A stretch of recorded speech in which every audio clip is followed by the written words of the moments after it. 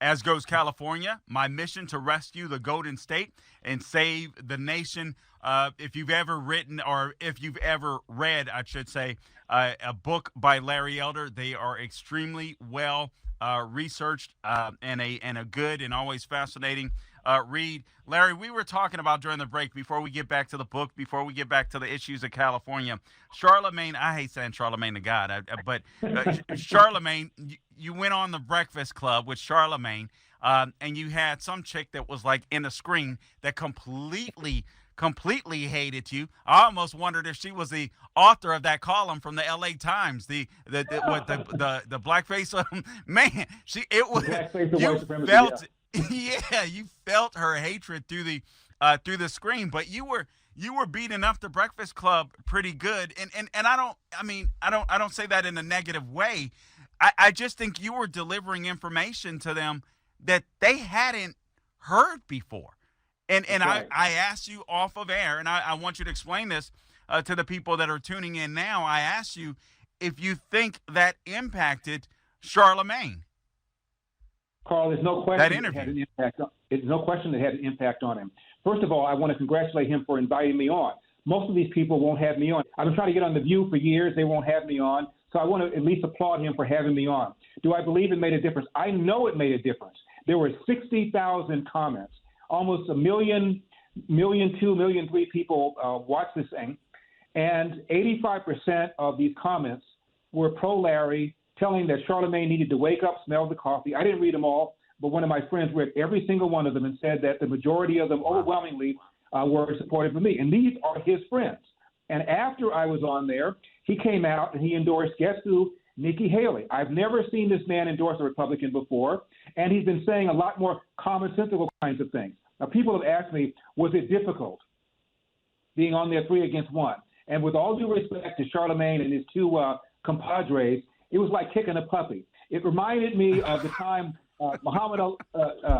Randall Tex Cobb, who was a fighter that could take any kind of punch, Carl. You hit him with a steam iron, and this guy will not fall down. And he was fighting Larry Holmes. They went 15 rounds. In those days, the championship fights went 15 rounds.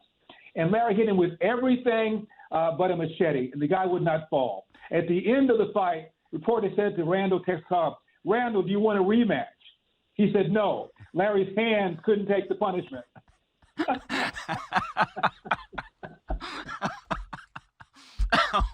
I'm just saying. Man. All right, you got to give me a second to gather myself there, Larry.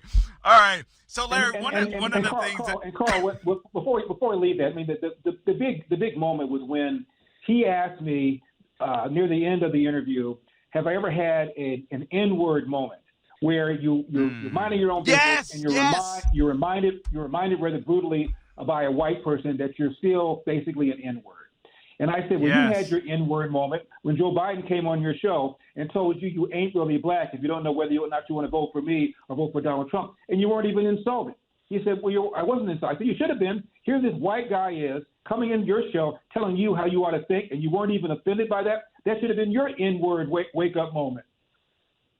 Yeah, that was obviously a line that went viral in and of itself, Larry. And you're absolutely right.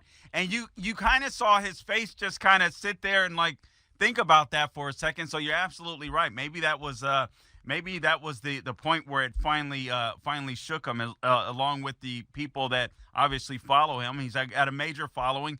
He's a smart guy, but not in the area of politics. And obviously you were educating every single one of them. So I'm glad you were on that program. I'm glad he did allow you to go on there, and perhaps he'll have a better influence with young minorities across the country and his audience in general. All right, Larry, let's get back to this book, As Goes California, My Mission to Rescue the Golden State and Save the Nation. It's obvious that Gavin Newsom is running a shadow campaign. I know that Biden's polling, if you believe the polling, I don't believe all of the polling, frankly, but at least the Democrats do believe it. His polls are in the tank, and from what they've seen, I was looking at some of the internals when it comes to these swing state polling, Larry, and basically Trump can beat Biden in these swing states. I know that we're a year out, but the panic really set in when there was a nugget inside of that polling that said, well, if we put somebody else in, then we can beat Trump. At least that's what the polling suggested. So here comes Gavin Newsom. This guy has no foreign policy experience. But then we have Xi Jinping coming into coming into San Francisco, Larry. And you see Gavin Newsom clean up San Francisco for a communist dictator, but he won't do it for the taxpayers, Larry. Well, that's right. I talk about homelessness in my book pretty extensively. And I'm hoping that Xi Jinping comes down to L.A. so we can clean up L.A. But you're quite right. They're sitting around there talking about how they can't clean up the homeless problem. All of a sudden, they're able to do it, which shows it can be done. In my book, I talk about a plan to do that I discussed with Dr. Ben Carson. He was Trump's HUD secretary, and he said at the end of the Trump administration, they had a plan they worked out with the Democrat mayor of L.A. to use land owned by the federal government in California so that they could build low-cost housing without the regulations and rules in California in a very cheap way.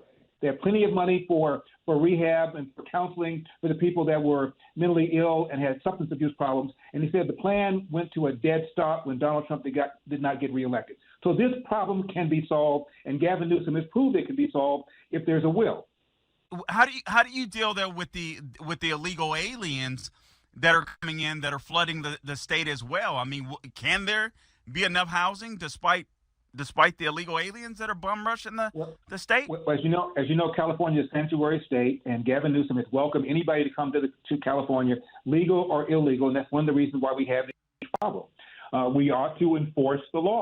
People need to be deported, especially the violent criminal aliens that we have. We got these soft on crime DAs that are allowing people to remain on the streets who ought not be on the street, including violent illegal aliens.